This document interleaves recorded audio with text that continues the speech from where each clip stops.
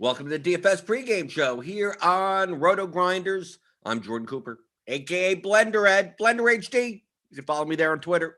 And this is the show where we go over yesterday's slate a bit. The chalk hit yesterday. Okay, it's not hard to review. Everyone that was popular probably did well yesterday. So if you played anything different, you lost. Okay, so that's going to be the review. We may talk about today's slate. Well, we got 13 games, 12, 13 games coming up tonight. We've got some weather stuff going on. We'll see what's going on. It's Casual Friday, and that means you ask your casual questions, but that's kind of what you do every day here. I see you in the YouTube chat. Doug Montgomery, Eric Johnson, Suki Singh, Rob F., Jerome Lewis, Shannon Lambert, Joe Mack, Daniel Hutchings, Rob F., Chandler Cannon. Good morning. Hit that thumbs up button. Give me the thumbs in the morning. Thumbs, downy downs. You give me downs if you want it. I don't think it matters. I think who cares? I think you could just move your mouse around, press on some stuff. I think that helps us out. Hit the subscribe button if you're new here. Hit the notification bell to know when we go live.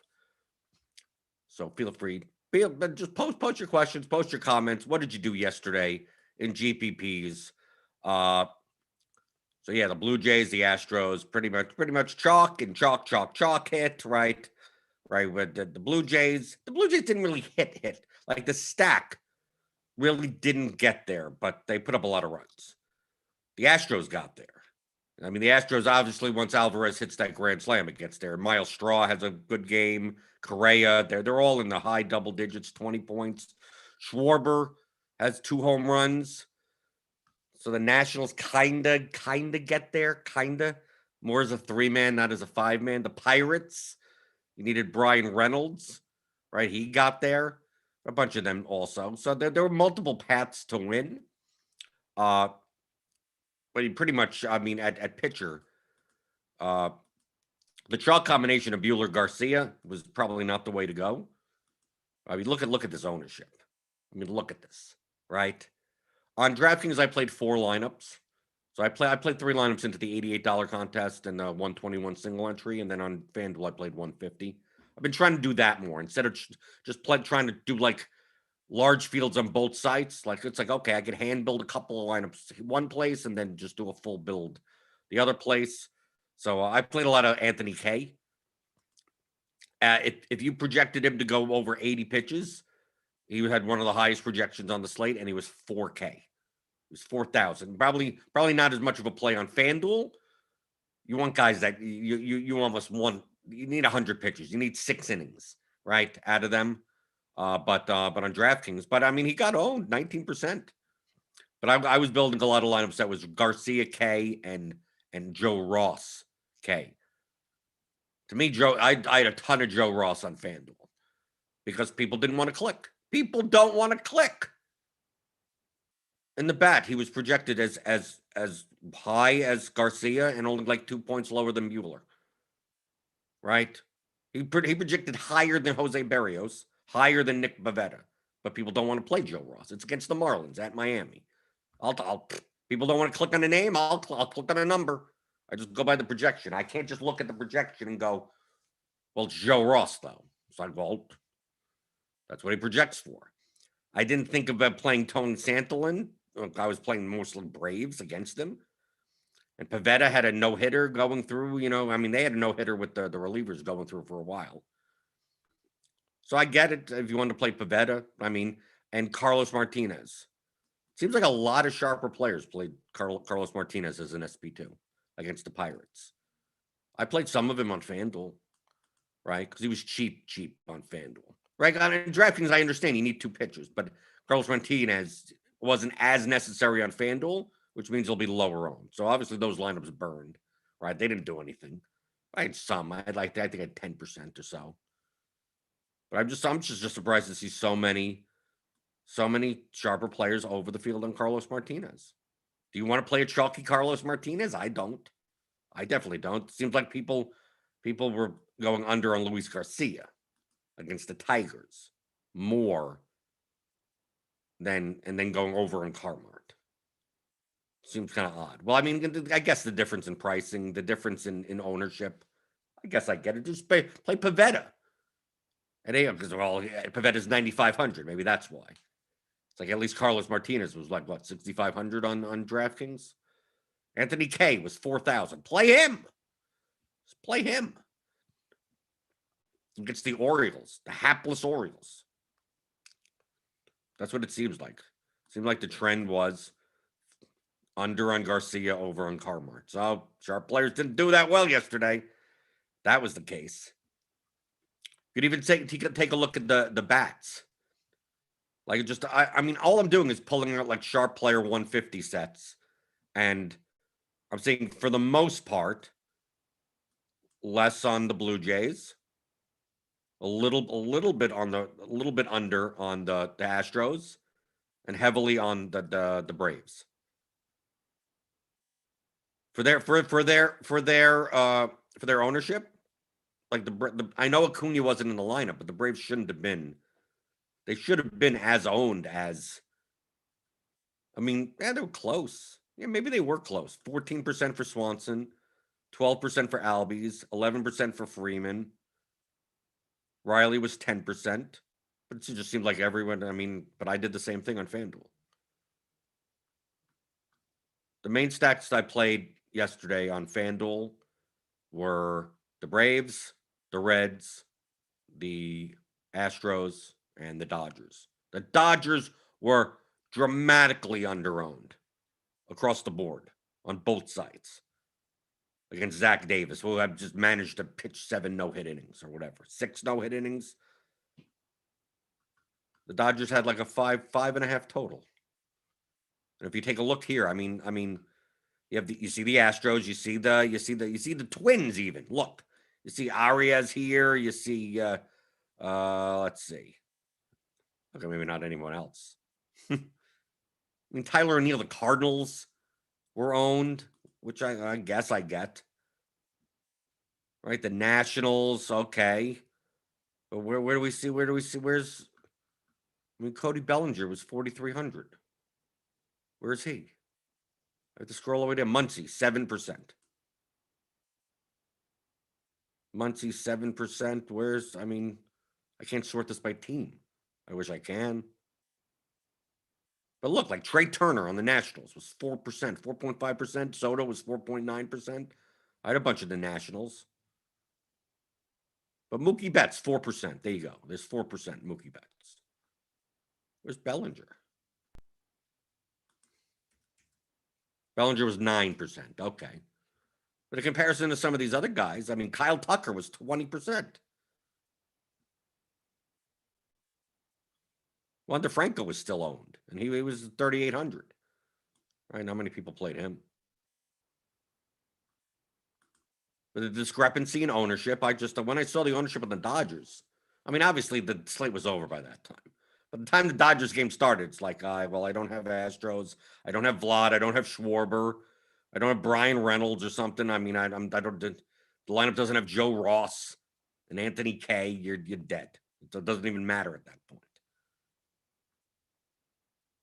But for the total, just the Dodgers were way underowned. I think if you played Dodgers lineups yesterday, you were fine.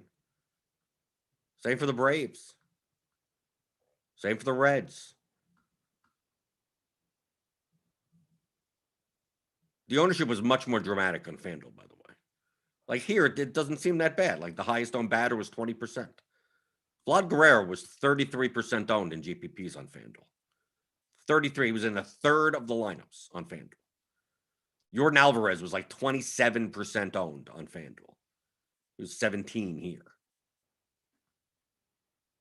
So it's like heavy, like that's why I did not playing as much Blue Jays, right? You had Teoscar and Grichuk heavily owned. The Astros were actually slightly, like, other than Tucker and Alvarez, they're a bit under-owned. I mean, we're efficiently owned, I guess. Like the guys like Correa and Toro and Straw and those, whatever, Gurriel, they were more manageable ownership. But Vlad hits a home run and he's on FanDuel for 33, 34% owned. Yeah, I'll be under that. Yeah, I'm not going to have as much Blue Jays.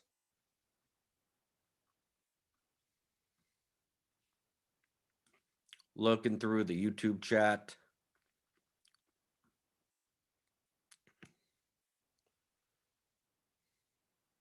Yeah, Shannon Lambert's talking about today. Matt Harvey against the Blue Jays. Yeah, they're going to be owned again, right? The Jays, but it's a 13-game slate, remember. So if they have this amount of ownership on a 13-game slate, I have no problem not playing them. No problem. Fine if they get fine. If they get 15 runs, then I lose. That's it. On to the next day.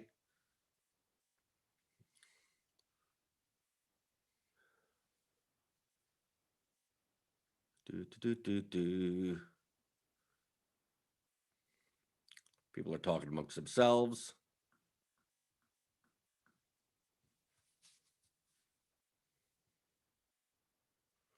Shannon Lampert says Astros against Willie Peralta, Jays against Harvey, and Padres against Corbin Martin. Wow, there's some major chalk spots tonight. We'll see. Obviously, we're done with talking about yesterday's slate. Look at today's slate. Let me pull up FanDuel as well. Take a look at pitcher. I mean, Carlos Rodon is going to be the stone. I mean, come on. Right now, he projects 6 points higher than the next pitcher. Right, Rodon and Paddock are going to be the combination. Right, you can see right here on DraftKings. On FanDuel, I mean, it's still going to be Rodon, right? Right, look, he projects almost 10 points higher than the next pitcher in raw points against Seattle. He's going to be super duper chalk. Right, because it's not that great of a pitching slate. It isn't. It really isn't. And let's take a look at the weather. We got some weather issues. Pittsburgh at St. Louis. Seems like that's the biggest trouble game. Good, right? I don't have to play these teams. Fine with me. It's fine with me. Let's see, Atlanta at Cincinnati. Okay, that may be a game. So let's take a look at the stack projections. This is on DraftKings. As of right now. So we have the Braves with the highest. Okay, the Braves. The Braves against Vladimir Gutierrez in Cincinnati. I mean, the Pirates project point per dollar wise, but they're cheap. The Cardinals, yeah.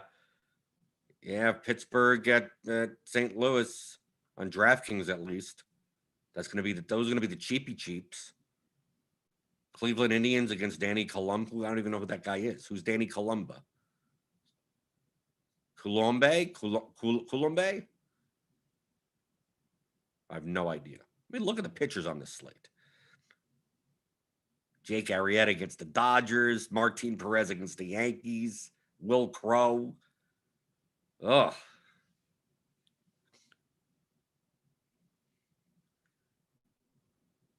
We have some decent ones. I mean, like guys like Framber Valdez and Mike Minor and Chris Paddock, Sean Benaya. Like, they're not guys that you want to like rely on. Like, they're okay. Oh, they're okay. Like, oh no, I'm all in on one of those guys. Nah, I don't trust them either.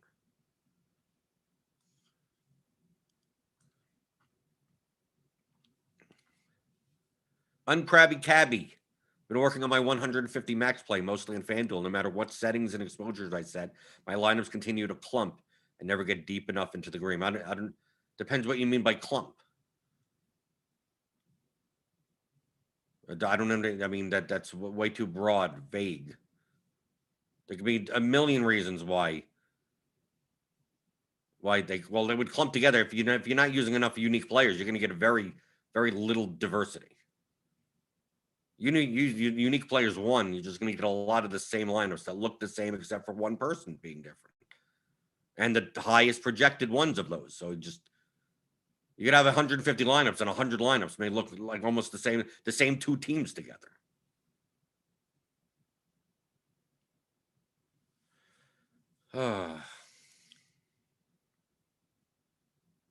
Clint Friday, Jordan, when you want to go over the field on a player, what amount are you happy with? 1x, 2x? None of those. Clint, I don't view anything by terms of over or under the field. I can view an entire 150 set by that to describe. It's a descriptive term. Anytime someone says they're over the field or under the field, that's not a strategy. That's a descriptive term to describe what their lineups what more of their lineups look like compared to other lineups. I don't look at a picture and go, I want to be, he's going to be 10% owned, he's going to be 30, I want 30% of them. Well, if they're in bad lineups, then who cares how over or under the field you are? There are plenty of lineups on FanDuel yesterday. I know Vlad Guerrero was 33% owned. I still plenty. I didn't have as much as that, but where he fit, I put him. He's the highest projected guy in that spot. So if I'm playing a Pirate stack with Joe Ross at 11% owned on FanDuel, I want Vlad Guerrero. I want the highest projected guy in my utility spot or whatever spot he's in. And if that so happens to be that I end up with 20% Vlad Guerrero because he fits those lineups and I'm playing a bunch of those lineups, then that's the way it is. If he happens to be in 40%, then he's in 40. Wouldn't I want the highest projected guy in an already leveraged lineup? Yes.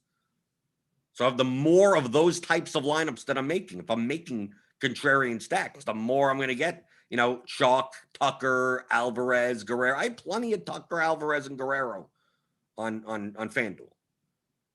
Didn't have as many Blue Jay stacks, but I'm making Nationals, Pirates lineups. I need a utility guy or catcher first base. There you go. There's Vlad Guerrero. There's Jordan Alvarez. And since I'm making more of them, I'm making Braves Nationals lineups. So I have Freeman in one spot, and then others. Okay, then maybe Vlad fits in the utilities. Okay. I already have enough leverage. I already have enough ownership discount. So I don't care about playing a 33% owned Vlad Guerrero. So that's why you can't think in terms of how much over or under you are. That all that is a descriptive term. Because you could be over and I'm going to be over this and under that and whatever, and you put all your exposures and you build 150 lineups, and they're all horrible. There are a lot of them that are horrible. Right? Yes. You have 30%. You're way under on Vlad Guerrero, but the lineups that Vlad Guerrero are in are chalk Blue Jay stacks with Walker Buehler. Like, you shouldn't be playing those lineups. You want Vlad Guerrero to be in those contrarian lineups. You want Jordan Alvarez to be either in an Astros stack or with contrarian lineups. So you don't worry about 1x, 2x, 3x. That doesn't matter. I could look at people's lineups. You give me a 150 set, I could throw it in and look and go like, okay, great. You had 5% of this guy, but then really bad lineups. So who cares if you were over or under it? That doesn't matter.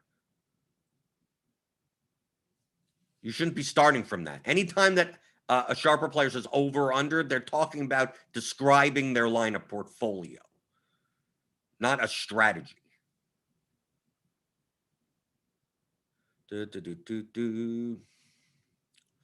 Rob F., what's a good resource to look at for determining a pitcher's strength and history versus right or left-handed batters? I don't know why you would. Anything that you'd be looking at is already factored into a good projection model. I guess Baseball Savant, I don't know. Plate IQ, does that have it? I don't look at any of that. So I don't know. I don't know what to tell you. Literally, I look at no baseball stats whatsoever. I mean, I couldn't tell you anyone's. Obviously, Pete, you play DFS every day. You know what teams and players are kind of doing well, but I couldn't tell you like the stats of how many this and that and RBIs and OPSs, and I have no idea.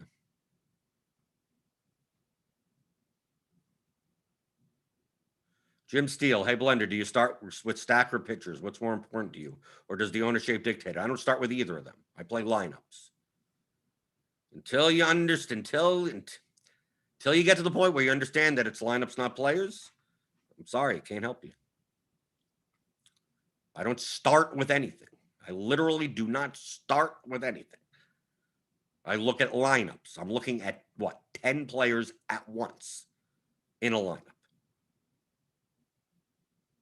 It has to satisfy a high enough projection and a low enough ownership. And those numbers, that range that you're looking for, is dependent on the contest that you're playing. You have to think in terms. This is all this is a math problem. Names don't matter, teams don't matter, none of it matters. No, I don't look at any baseball stats. I barely watch the games. I don't know what half these players look like. All it is one big math problem. So you take a look at DraftKings. Take a look at FanDuel's a little bit easier because you got the one pitcher. Okay, for you to not play Rodon in your lineup, you're going to be giving up like 9 points in projection. I don't know what the ownership's going to be, the difference. Can you build Chris Paddock lineups that project with the batters because you're going to save money that equal Carlos Rodon? Can you? I don't know. We'll see. Put it to unique players one. Give me 50 lineups. All right, give me 50, whatever. It doesn't matter. Okay. So we're I'm going to lock in Rodon. Okay, I'm not even going to care about stacks at this point. Just whatever. Let me run 20 lineups. There you go. So running 20 lineups on FanDuel with Carlos Rodon. Okay. Got 150, 150.67. Got the Braves. Ends up being a Braves 4-man, but whatever. Okay. So now I'm going to go back. I'm going to run it with Paddock, which is the next highest projected pitcher. All these other pitchers are going to be way lower. I'm going to 20. Okay, just whatever. Paddock, 148. Okay.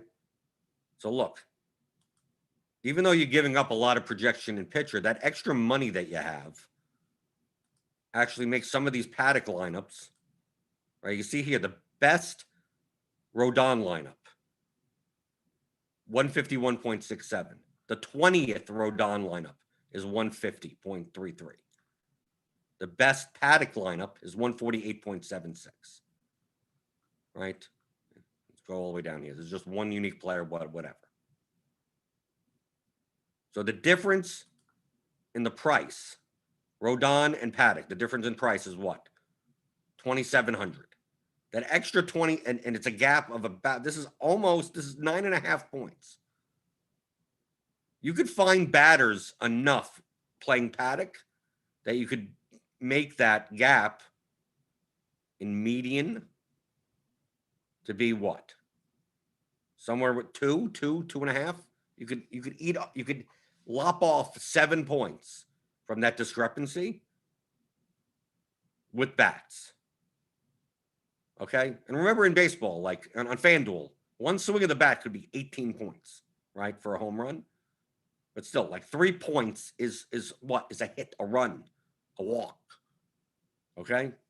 So the differences between these Paddock lineups and these Rodon lineups are what? A run, a walk, a hit, an RBI. I mean, like not that much, not dramatically different. So if you see that these Rodon lineups are ownership sum, let's say 180, and these lineups have ownership sum 120, like these are obviously going to be better. You're dropping 3 points and gaining 60 points in ownership. Like, okay, if that's the case, I'm making up. We don't have projected ownership going right now. But that's the concept. I'm looking at and then you play the lineup. Oh, look at this lineup. Paddock, 3-man Cincinnati, 4-man Braves, and Teoscar Hernandez. Okay. Does that satisfy the projection and ownership that I want in the contest that I'm playing? Okay, then play that. Oh, how about this lineup? Oh, okay. With the Aristides again. Oh, it's almost the same lineup. Oh, okay. Which one do you want to play? Close your eyes and pick. You're just looking at lineups. If you want to make sure it's a 4-4 or a 4-3 or something like that, yeah, sure. Put it in. I didn't even do that. The Braves are just underpriced on FanDuel today, which means they'll be popular. All right, you take a look at this. It's a lot of 4-man Brave stacks. Here's a 4-4. Here's where you go. 4-4. 148.17. Paddock, 4-man Braves, 4-man. What's wrong with this? This is a single. You could play this in the Monster or something on FanDuel. I'm assuming that the Braves are going to be really chalky on FanDuel. Right? You got Aquino, if he's in. I mean, assuming these guys are in. Like, this is a single.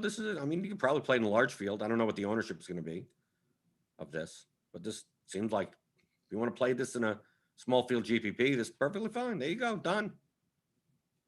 So what am I starting with? I'm not starting from anything. I'm looking at, there you go. Here's a lineup. And I manually put it in. Right? There you go. You're done. Like, I could play, and just you run some stacks and you see what lineup you like. And there you go. Play that lineup. Not that complicated. And if you're doing it manually, if you're like, I want to plug these guys in, you have to think of the lineup as a whole. So yes, you may be tapping in the outfield spot and the pitcher spot, whatever, but you have to view the lineup as a whole. I'm not going to start with something and then go, I'm stuck. I need a $2,800 outfielder. Like, no, you should have thought of that beforehand. You need to visualize this before you do anything.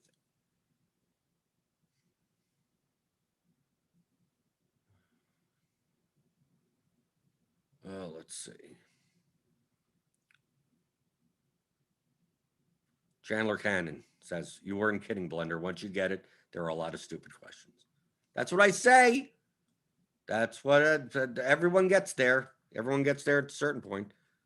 That's why if you take the theory of daily fantasy sports, 15-hour audio masterclass, once you get it, this came out almost a year ago. Okay? And I've been doing shows. I've been saying these concepts for God knows how long. Even the people that were stubborn and say, no, I need the picks. I need to look at this, and I need to that fought the math in general. Once they got it, you get to a point. Once it clicks, you get to a point of getting it. You start seeing how like 95% of questions in that people ask in DFS are stupid. They literally are like, I don't understand why you can't see how stupid that sounds. It's weird. It's weird to say. Like, once you get it, the questions are like, how are these people this dumb? But they don't get it yet.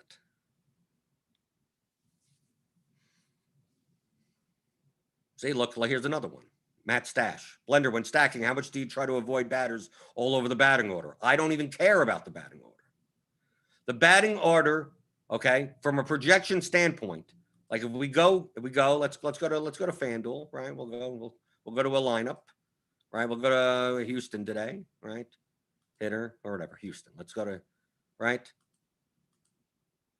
You see how the projections are lower for the guys at the bottom of the order? Number one, they're typically worse hitters, and also they have less of a plate appearance expectation. Okay? Because they bat lower in the order. If Altuve has 5 at-bats, Maldonado may only have 4 at-bats, right? Because ninth inning, okay, here they go, right? That's already factored in. Typically, one spot in the order is 0.2 in plate appearance expectation. Okay? So you have to figure that 5 spots in the order is like 1 at-bat. So now you understand why the projections look the way they do. Like, if Miles Straw is guaranteed to get the same at-bats as Michael Brantley, Miles Straw may not have an 11.22. He may end up with a 10.5 projection if he was guaranteed to get the same amount of at-bats as Michael Brantley, because he's 1, 2, 3, 4, 5, 6 spots. That's like 1.2 plate appearances. You just said less. In baseball, you need to be at bat in order to score, right? So the players at the bottom of the order already are projected lower based on plate appearances. Okay? And the correlation between all batters on the same team is higher than any individual batter between them. Okay, this is very important. If you were to run an analysis on the past, God knows how long, 10 years, who knows? Most people are like, Altuve gets on base, and then Brantley hits him in, and Gurriel then gets a double, and then Alvarez hits a home run, right? like, oh, and they're on base and you get those points and whatever. That is true. That's absolutely true. The correlation between the first hitter and the second hitter is like this. It exists, but there's more of a correlation in overall amongst a 9-inning game, amongst 27 outs. There's more of a correlation between Brantley and Toro than there is in one inning between Brantley and Gurriel. Okay? This is very important. So people are like, oh, I need to stack 1, 2, 3, 4. Or I can't do 1, 3, 4, 6, 8. Why can't you? There's still every batter on this team is correlated to one another. All of them. And the correlation of them as a team in an entire game is higher than that of one, because you're only doing 1, 2 because it's like, well, this guy gets on base and that guy hits a home run type of thing. We've seen plenty of times, right? This guy gets on base. This guy gets a walk. Gurriel strikes out. Alvarez gets a double, and Correa hits a home run. And you're sitting there and you're like, Gurriel has nothing, right? And then the next inning comes up and Kyle Tucker hits a solo shot. Toro strikes out, and Miles Straw gets on base. Maldonado strikes out, and then Altuve hits a home run. And you're sitting there, and you go through the entire order, and it's like, wow, I have a 5-man Astros stack, and Yuli Gurriel has 3 points, even though the Astros put up 16 runs. The whole team is correlated to one another. So I don't care. And the order, the battings, I like guys in the top of the order because they'll most likely get more at-bats. Well, it's already factored in the projection. Right? Obviously, 1, 2, 3, 4, 5 on the Astros projects more points, right? Of course. It's very rare that the guys at the bottom of the order actually project better than the guys toward in the middle of the order, just based on plate appearances. So when I'm building, I'm just playing teams. So I don't care. I play lineups all the time that are 1, 3, 5, 7, 9. Who cares? If it fits the right positions and the right salaries and with the other team, and I'm stacking 4, 3 something or whatever, and then okay, then that's the way it is. I don't even look at it at all. What I may do though is make sure that the lower projected players or the bottom order hitters only appear in stacks unless they have power. So for instance, if this is the lineup, most likely on FanDuel, especially on FanDuel like Maldonado, I'm not a big fan of playing as a solo catcher in the catcher first base spot. Like I may do this. Toro, Straw, and Maldonado. Only in stacks. Like I may do that. So I don't get a one-off Straw. Either you look by projection or like home run probability. Like look, Straw is plus 1083 to hit a home run. For Straw to get 20 plus points, it's going to be because he's driving people in and the Astros are doing well.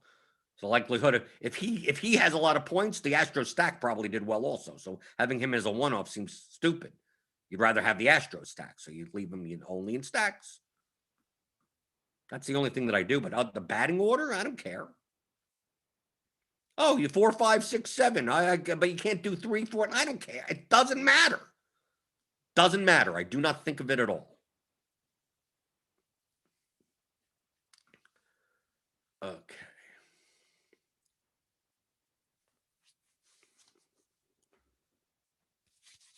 But Matt Stash, yes. Does it significantly decrease the correlation? No. I hope I answered that question. There is a correlation. I'm not saying there is none. I'm just saying it's more important for you to have 4 or 5 guys from the same team than worry about what spots in the order. The gaps between them. It doesn't matter to me. Yes, if I could get them closer, sure, that'd be better. I'm not going to sacrifice it. I'm not. It's the 7th thing. It's whatever. I don't care. Enough that it matters. And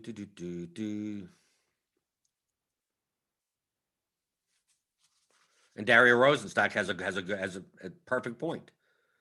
But sequentially ordered batters show a stronger correlation on the ownership within a stack. That's absolutely true. You see this every slate. It's beautiful. I love it. This is why we have an edge. We saw last night We saw this. We saw this last night on FanDuel. Okay. I mean, it happens every night. It happens every day in MLB. Yesterday, I'm going to bring up the Blue Jays lineup. Of course, Springer wasn't in yesterday. But yesterday on FanDuel, Guerrero was 33% owned. I think Teoscar was in the 20s. Semien was high owned, but shit, like people are playing, and Grichuk, right? So they're playing like Semien, Bichette, Guerrero, Hernandez, Grichuk, some Biggio, even though he was a little overpriced on FanDuel. Gurriel hit a grand slam. He was 5% owned on FanDuel. In the large field GPP, he was 5.2% owned. The Blue Jays were the chalkiest stack. Yet Gurriel is only 5% owned. Okay? That's what I'm talking about. Take a look at results DB. Okay? We're going to take a look at the Blue Jays here. Lourdes Gurriel was 4.8% owned. Okay? Take a look at all the other Blue Jays. Guerrero, 18%. Teoscar, 12%. Bichette, 11%. Right? We got more of them. Kevin Biggio, 7%. I mean, Gurriel was one of the lower owned because he was batting what, 7th? It's not like he doesn't have power, right? Is there that big of a difference between Grichuk and Gurriel? Other than a batting and then 2 spots in the batting order? Not much, right? But you'll see those bottom hitters, they'll drop off. It'll drop off like a cliff in ownership because people are like, no, I'm going to play 1, 2, 3, 4, or 1, 2, 3, 3, 5, or 2, 3, 4, 5. I mean, and they look at the bottom of the order and they go, I can't play the 9th hitter. Like, dude, my lineup's on Draftkings. I'd played Martin Maldonado. It was cheap, but he's batting 9th. Who cares? Playing Jordan Alvarez. My Astro stacks were mostly like Toro, Maldonado, Correa, Alvarez, Tucker, and whatever. Something like that. It's like, well, that doesn't go together. Why not? They're all on the same team. I was using the Astros stack in the weaker positions. Catcher was a wasteland yesterday. So why not use Maldonado there? Who cares that he bats 9th? Who cares that? Well, that means you have to play Robel Garcia because he bats 8th. No, it doesn't mean anything.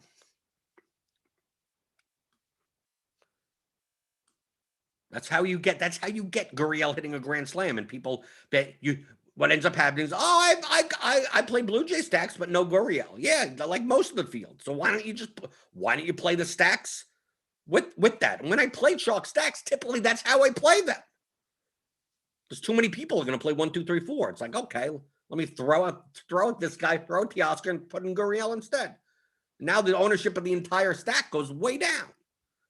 Play more of those lines. If you're going to play Blue Jay stacks, play those lineups. Play Astro stacks.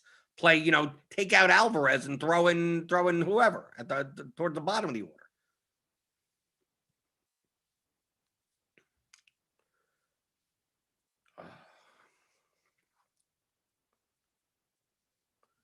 Apocalypse says lineups, not players, is much more difficult than it sounds if you don't understand the shift necessary from intuition to mathematics. Right. You have to think much more holistically about things. You have to think non-linearly. That's how I put it. It's a non-linear type of thinking. Oh, I do this, and then I do this, and then I do. You can't think that way. You have to be able to think of like 5 things at once and then see it like as a whole. Once you could do that, then that's how computer programmers think. Alex Santi even says, when I started the shift from cash to tournaments, I tried lineup trains with low gaps and I couldn't build lineups. Didn't take long to recognize by looking at the best players' lineups. It didn't matter. Right. I play Rays stacks, right? You play, I'm going to play the Rays today. It's like, okay, well, I have a bunch of Brett Phillips. Yeah, but he's batting 8th. Who cares? He's cheap. He makes the stack work, right? And then you're able to get the 3-man of like expensive, like Freeman, Acuna, and Albies. And okay. I'd rather that than care about, no, I got to play Andy Diaz at my third base spot for no reason because he's batting 3rd. Who cares?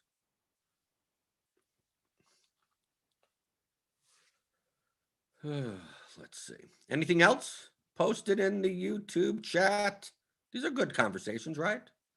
I'm trying to teach. I mean, I'm saying that some of these questions are stupid, but I'm explaining why. Not like just dismissing it. That's why, and now you understand why I look at teams, right? I look at stack projections, right? I don't even look at the players. I mean, I'll have to look at the players when I see their ownership. But I'm looking at like the ceiling. Now I know that the point per dollar is right here, so like I know, like the Pirates and the Cardinals a little, I guess. But the Braves are going to be up here. Let's go to FanDuel. So look at FanDuel, the pricing, and obviously everything's different. Go by ceiling. It's like Braves, Reds, Blue Jays. Then I look down here and I go, so am I going to be playing the Giants against Minaya? Probably not. I mean, the projection is just 25 points lower than everyone, all these other teams. I'll have to see what their ownership. If I'm going to be the only one that owns the Giants, sure, maybe I'll take a shot on a lineup with the Giants. Maybe one off. So who knows? That's why I just look at the team level, team wide. The Braves go off, right? But I mean, so you have Inciarte or something. I mean, doesn't mean you have to play 1, 2, 3, 4. Most likely you're playing Acuna and Freeman or something in this, but it doesn't mean you have to play Dansby Swanson. Doesn't even mean you have to play Acuna. We've seen the Braves go off for 8 runs and Acuna sitting there with 0 for 4 or something. Yeah, that could happen. So that's why I look at team. I like what teams do I want to play? Then once I get, if I'm building 20 lineups of a certain team, maybe I don't want 20 of the same 4 guys. I want a nice diverse combination. Does it mean I play all of the bottom of the order? No. Maybe if I'm playing, for instance, where we looked at the Braves on FanDuel, especially if they're going to be chalky. On FanDuel, why not play William Contreras? Because a lot of people don't like playing the catcher in the catcher first base spot on FanDuel. Why not play Contreras instead of Freeman? So you play Acuna, Albies, Almonte, Riley, Contreras. Or you play Freeman. You don't play Almonte, you play Inciarte in that spot. But he projects lower. Oh, well, yeah, but he's also going to be lower owned.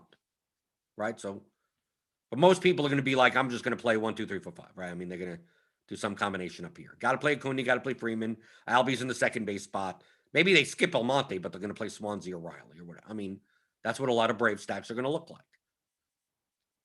They're the highest projected players. I mean, look at Acuna, Freeman, Albies, and Riley are the highest projected ones, right? But if the team does well, William Contreras could have a home run. I mean, he could have 5 RBIs. Who knows? Walk, base hit, whatever. And next thing you know, Ender Inciarte is up with the bases loaded. It's like, oh, I stacked the Braves, but not Inciarte. And you're sitting there. Inciarte is 2.2% owned when everyone else on the Braves is 18 to 20% owned. Because people are like, how do you play that guy? Well, play him.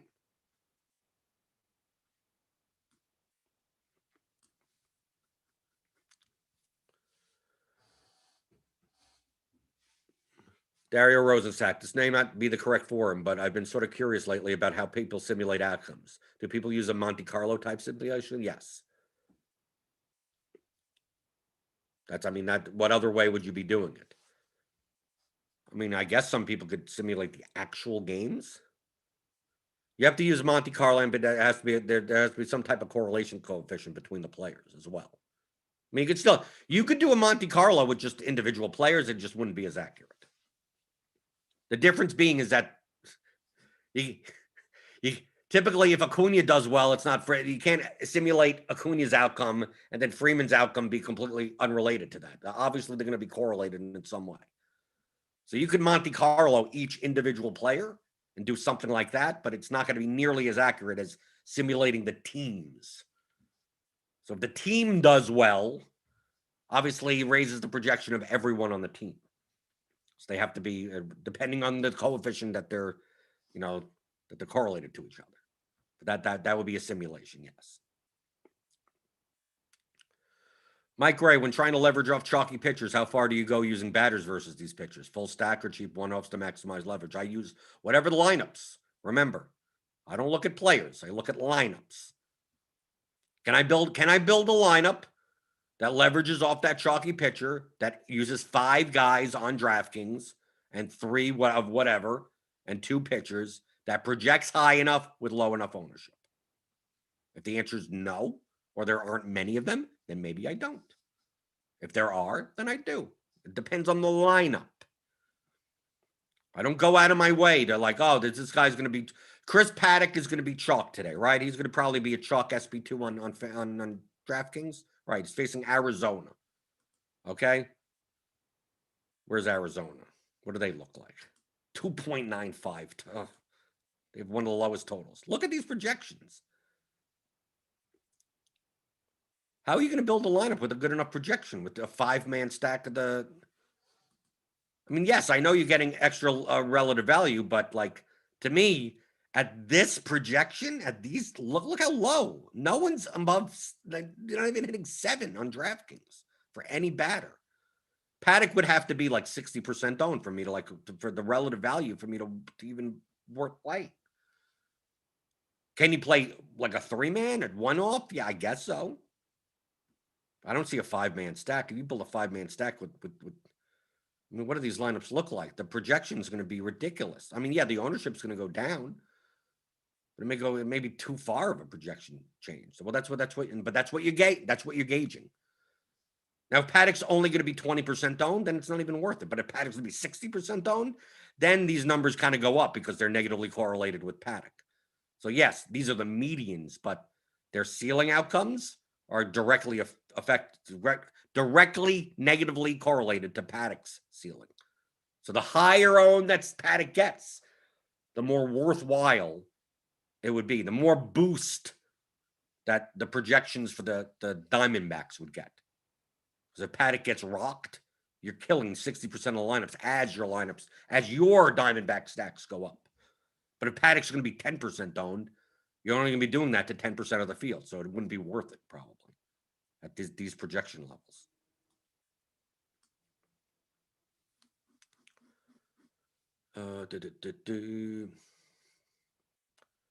DFS degenerate. When do you know to switch up your process? Last night I was in the $4.20 max. I was on the Dodgers, Cardinals, Reds, Atlanta each, which is what most sharp players did. Didn't come close to cashing. Which you shouldn't care about. They projected really well for low owned. Yeah, okay. So what's wrong with that? When do you know how to switch up your process? I don't know.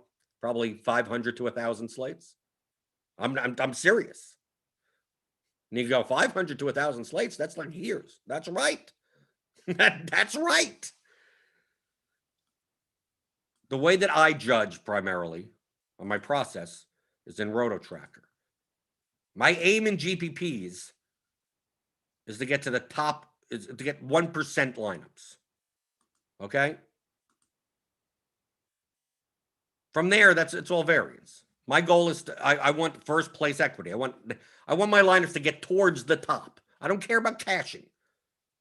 So if I look at 1% lineups, I want more than my fair share. So this is what my career, this lifetime. Finishing precision 1%. I'm getting 1.8% of my lineups in the top 1%. That's more than my fair share. 1.2% would be like the rake. You could get 1.2%, you're like break even, probably. So if you're getting more than your fair share of lineups in the top 1%, then your process is fine. Your process is good. And the higher this goes, the more unlucky you've been, right? And the lower this goes with you hitting a GPP is the more lucky you have been.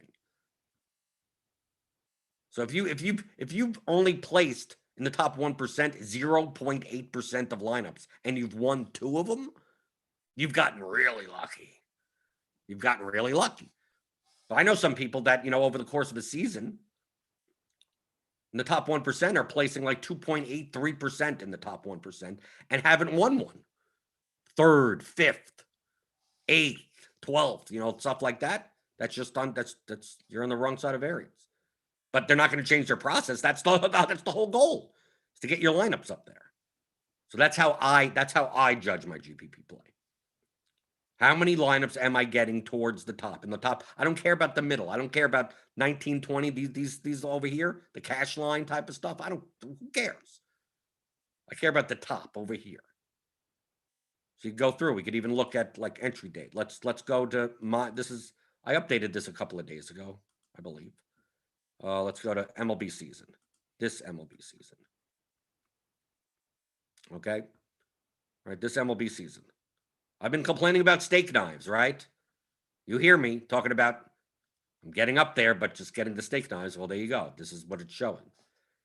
Top 1%. I'm getting 2% of I'm getting twice as many lineups of my fair share up there. I came in second once, and I have a bunch of 8ths and 10ths and 7ths and 11ths. I have so many. I think I have like 10 or 11 in the top like 20 of large field GPPs.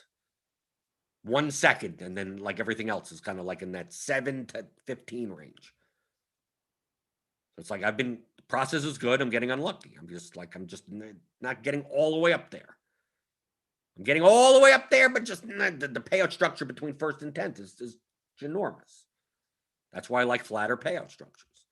So this is how I would judge. So if you get RotoTracker and you look like this, you could probably do this in Excel. It's probably a little bit harder to do in Excel. You go through. But this is my MLB 2021 so far. Like, yeah, okay. I'm getting plenty up there. Just not getting there all the way. Right? If you take a look at my profit, look, I'm getting 2% of my lineups up there, and look, I'm down. I'm actually down in MLB. Right? I mean, look at this graph. And that's with getting twice my fair share, right? Because I haven't won. If all one of those turned into 30,000 instead of 500, my graph would be insane. That's GPP. I mean, that's the sad reality of GPP play. One bink makes your whole year, and that's what you're aiming for. The difference between second and first, like I came in 10,000, right? That's what this one big line is, right? Going from 7,000 up to 4,000 up to over here, right? Like that's how big of a spike. But imagine if that spike instead of was 10,000 was 25,000. If I scored a couple of more points that day, it would have been well gone, right? Wildly, right? The difference of a couple of points. Came in second, 7th on a day instead of, this is like a 7th place finish right here. Like, right? I came in like a 1,200 or something like that on this day, whatever this line is, right? Imagine I came in first. It would have been done. I mean, and that's a difference like 6 points.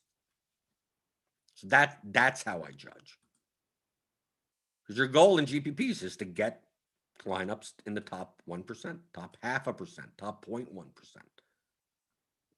So if you're doing that and just not winning, then what else are you supposed to do? I mean, that's what you're supposed to do. There you go. But if you see that, if your graph, your finish position graph, let me go to the 1% buckets, looks more like flat, right, across.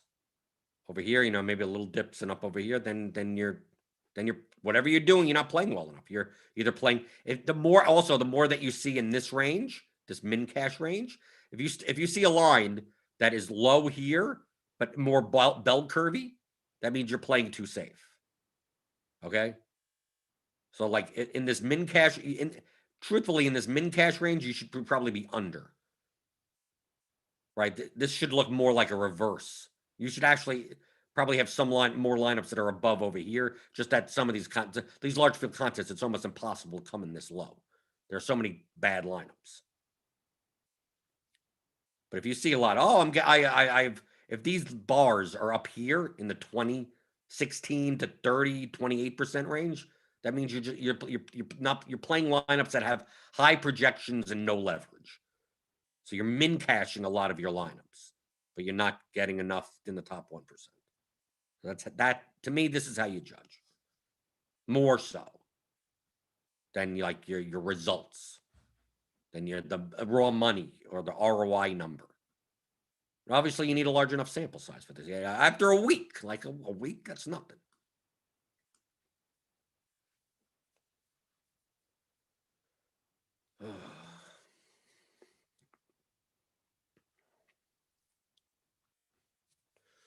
Grimble, with projections updating every 5 minutes in the bat, how close to lock should I feel comfortable submitting my lineups?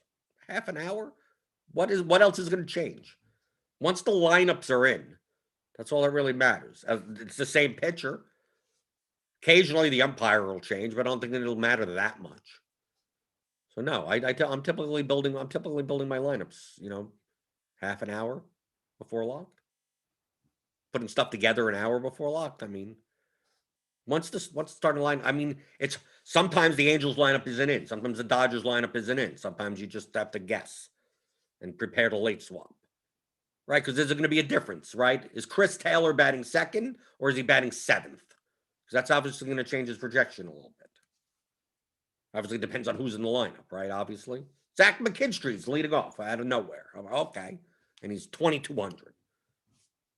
Okay, well, that's going to change things. Once all the lineups are in, pretty much that you're good. You're fine.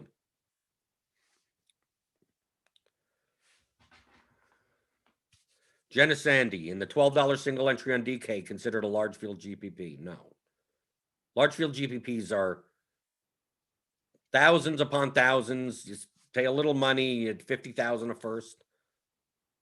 You should approach that contest as a $12 single entry GPP, meaning that there's a certain ownership and certain projection that you should be aiming to hit for that specific contest. If a contest with 1,900 entries is different than a contest with 1,600 entries, it's different than a contest with 1,300 entries. Different than a contest with 1,285 entries. Okay? Don't make these arbitrary lines. Oh, 5,000 or more. So you're telling me a 4,999 entry contest is not large field. I mean, it's math. Don't worry about that. Is it considered? Who cares what it's considered? The ownership in a $12 single entry DK GPP is going to be different than the large field. It's going to be different than that bat flip. The ownership in the 121 single entry is going to be different than the $12 single entry. The ownership in the $3,000 Thunderdome is going to be different than the $5 single. They're all different contests. We take a look at results DB all the time. If you go here, we go to the what contest they ran yesterday, right? Let's just go through. I mean, just whatever. I could type in anything. Right. Let's take a look. Get rid of the double up. Here's the four-seamer, the bat flip, the medium eights, the home run king. Look, there's different ownerships. Dansby Swanson was more owned in the home run king than he was in the four-seamer. So he was the chalk. He wasn't the chalk here. Brantley was lower. Look, Brantley was lower owned in the home run king. So Brantley's a better play in this contest than he was in that contest, and vice versa for other people.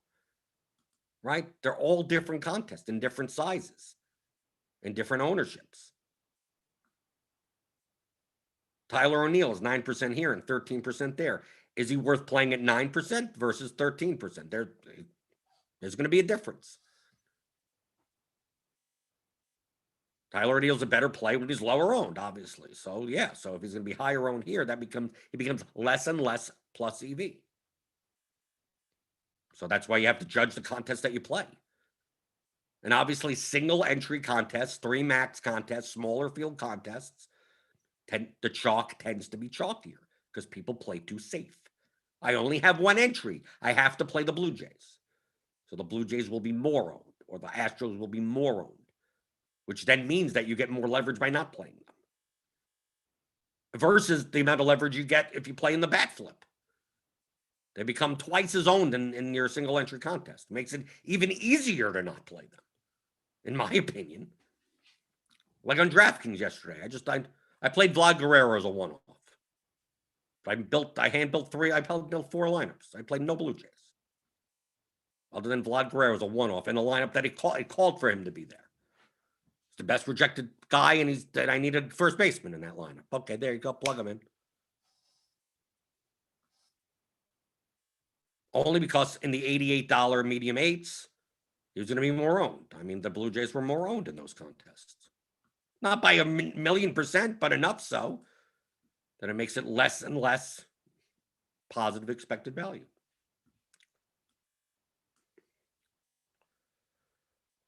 Okay.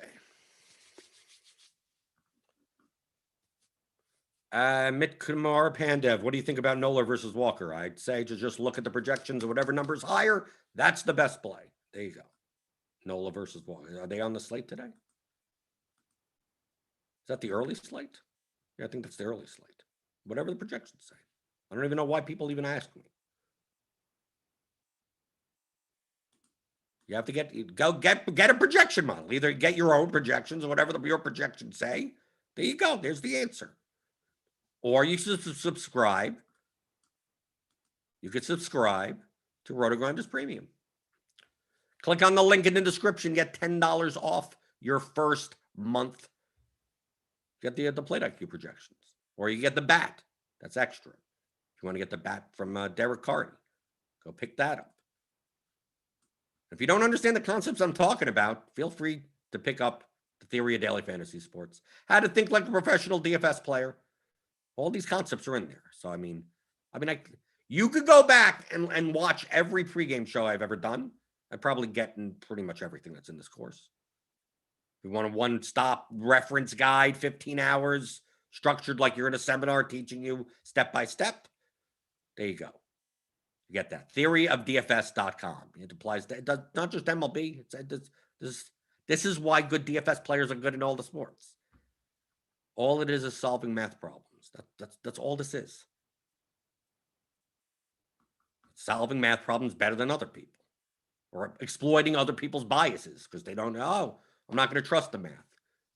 I guarantee you yesterday, like I'm putting in Joe Ross into tons of lineups on FanDuel, knowing that people are not going to click his name. Why am I playing Joe Ross? He sucks. It's like, well, according to the bat projections, he's only 2 points lower than Buehler. He's the second best pitcher on the slate. So yeah, okay, what am I supposed to do? Ignore the numbers? So I play the numbers, and there you go. Done. Easy. Theoryofdfs.com. I'm always here to answer questions. A lot of newer questions today. I don't know. Did new people come out of the woodwork? I don't know. Sometimes we get regulars in here, and it's like, okay, we're just talking about stuff, strategy, and whatever. And sometimes we get new people. Should I play this guy or that guy? I have no idea.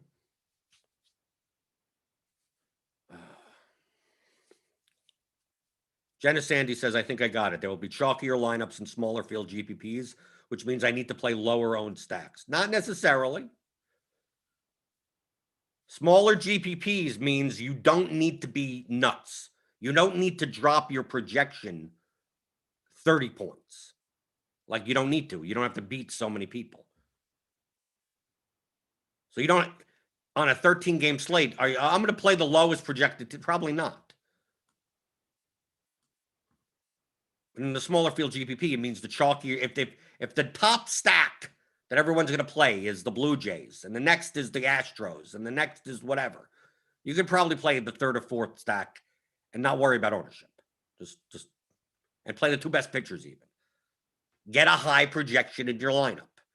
Let's say the top stack and that projected lineup is 150 and it's going to be X owned. You could play a lineup with a 144. That's going to be probably, because you're not playing, the chalk Blue Jays, the ownership's going to be like a third or a half of that. But you're only giving up like 6 points in projection to do that. You could do that in single entry. You could end up giving up 6 points of projection and gaining half ownership in single entry because the ownership tends to get so condensed. You don't play the 50% owned pitcher, right? Like today in single entry, if you X out the whoever the chalk stack and Carlos Rodon, like just play the best projected lineup at that point. But doesn't mean go down and I'm going to play the Orioles against Jacob deGrom or whatever. Something you don't have to do that in a small field GPP. So it's not a low owned stack; it's low owned in relation. And still make sure the projection of your lineup is high enough. In a large field GPP, you could drop that projection even more. You could drop that projection 20 points, no problem, as long as you're getting requisite ownership with it. But you have to be large field. You may have to beat 70,000 people. right? 50,000 entries, 1,900 entries. You don't have to get nuts.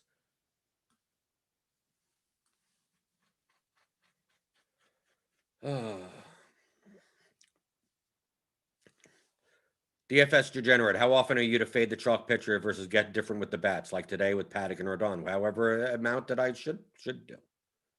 You're still talking about pitchers. You're still talking about players. I don't care about players. Players don't matter. How often obviously pitchers have lower variance than hitters. I'm more likely to get different at bats than I will at pitcher. What lineups will have Carlos Rodon in it? That's the question you should be asking, not whether or not you play him or not. What types of lineups is Carlos Rodon increases your projection while not give up any type of ownership? You probably are playing Carlos Rodon in really contrarian stacked lineups. It would probably be stupid not to. So if you're going to play a 1% owned stack, like obviously the projections are going to go down significantly. And if you don't play Rodon, you're going to be losing another 9 points. So it makes sense then in those lineups you play Rodon. That's why you have to think in terms of lineups and not players. I do not care about players. Players do not matter whatsoever in DFS. Lineups matter. I could say this till I'm blue in the face. But as I said before, once you get it, you understand why the questions are so stupid. All these are our pieces. All these are our numbers. Do I play Ronald Acuna? It's like, do I play a 13.8 median projected player that's 6,300 on a certain team? It depends on the lineup. Obviously, if there's other Braves in the lineup, I'm more likely to play them in it. Right? You press the button. I'm going to build a bunch of lineups. What do they look like? I don't care. I don't care what the individual players are. Most days on FanDuel, I play 150 lineups on FanDuel. Most days, when some random guy hits a home run, I have to check to see how much I have. I literally have to. Schwarber hit that home run. Like I knew I had a bunch of nationals, so I knew that he was probably in a bunch of stacks. I didn't know if I had him in 8 lineups or 22 lineups. I literally had no idea. No clue whatsoever. I mean, that's a normal player. I'm talking about like a bottom of the order, some type of hitter, something like that. I don't know. When Gurriel hit that grand slam, I literally had no clue how many lineups. I knew he wasn't going to be in many. So I wasn't building many Blue Jays lineups. And Gurriel is probably going to only be in stacked Blue Jays lineups. He ended up in 3 lineups. But I did not know that beforehand. It could have been 0. It could have been 7. No clue. All I'm doing is building lineups. I'm not choosing players. He fit in the lineups that he fit into. That's about it. Right? I played a ton of Dodgers. Yeah, they didn't do very well. They projected well for really seriously low ownership. So I was playing a lot of those types of lineups. But in those types of lineups, I don't mind playing Vlad. I don't mind playing Buell. I don't mind playing the chalk if they're going to be 4% owned. Jim Steele says, so you really just set your pool, set your exposures, and run the lineups and see which have the better projections and ownership based on the contest you're entering? Yes. Exactly. Bingo. So Jenna Sandy says, so I can play Rodon and Paddock if I stack Miami and Cincinnati? Yeah. You have to think in terms of your whole lineup. What is the ownership sum of your lineup? For the contest that you're playing, maybe if you run, we don't have the ownership up. Let's say you run what the chalky combination is going to be for the whatever single entry contest. And the ownership sum is 220. Okay? Should you be playing a lineup that's 220 that has a lower projection? No, of course not. But you know it's going to be 220. And it's going to be projected for 150. Can you find a lineup that is nearly as high as projected, but even lower, way lower owned? Then that's a better lineup. It's more likely that chalk lineup is going to have the 2 chalk pitchers on DraftKings and the chalk stack, right? And the value hitter. If there's a $2,200 guy that projects for 8 points, he's probably going to be a one-off.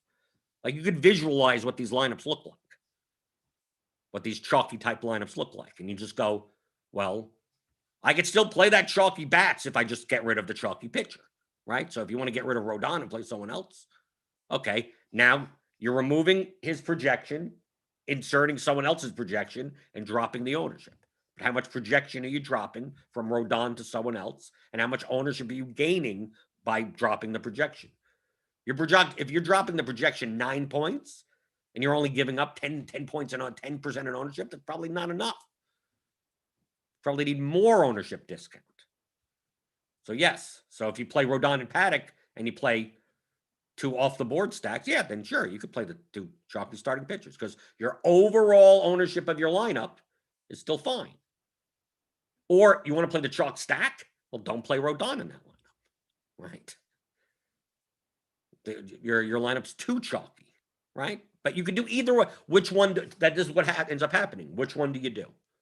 So should I fade Rodon or should I fade the chalk stack? And my answer is that doesn't matter. Mathematically, just make lineups that are just make plus EV lineups.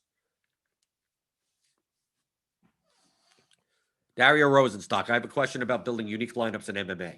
Okay, because that's tomorrow. Do you have a sense of how much remaining salary corresponds to how much ownership product? That's way hard to figure out. Because there are lineups that actually leave a bunch of salary on the table that actually look owned, that have a high ownership product, that actually are less duplicated. Because you can play like the chalk underdogs. Like if you're going to play like a 30% owned underdog, but leave 2,000 on the table, like a lot of times that isn't as duplicated as much, even though the ownership product is high. So it's a kind of a hard question to answer. But a chalkier lineup is probably less likely to be unique if it leaves some salary. Like, right, leaving salary on the table is the best way of getting unique because people don't do it enough, especially if you leave a lot of money on the table. I mean, a lot, like 2,000. But it depends on the type of slate. Obviously, the more underdogs that win big, the optimal lineup is going to leave money on the table, probably a lot.